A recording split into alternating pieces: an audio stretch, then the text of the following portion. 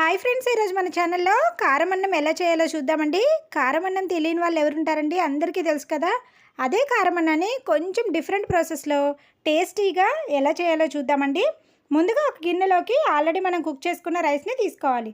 దీనిలోకి ఒక స్పూన్ కారము, హాఫ్ స్పూన్ సాల్ట్ వేసుకొని ఈ ఉప్పు కారాన్ని రైస్కి బాగా పట్టించుకోవాలి.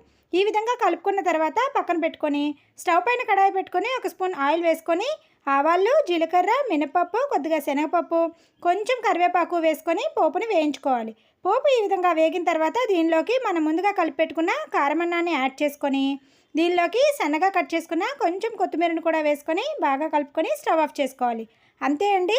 టేస్ట్ ఇది కూడా చాలా చాలా బాగుంటుంది. నచ్చితే ఇలా ఒకసారి ట్రై చేయండి. దీనిలోకి చిన్న ముక్కలుగా కట్ చేసుకున్న ఉల్లిపాయలను కూడా యాడ్ చేసుకొని తింటే టేస్ట్ మరింత బాగుంటుందండి. నచ్చితే ట్రై చేసేయండి. ఇలాంటి మరెన్నో రెసిపీస్ కోసం subscribe our channel. Thank you for watching.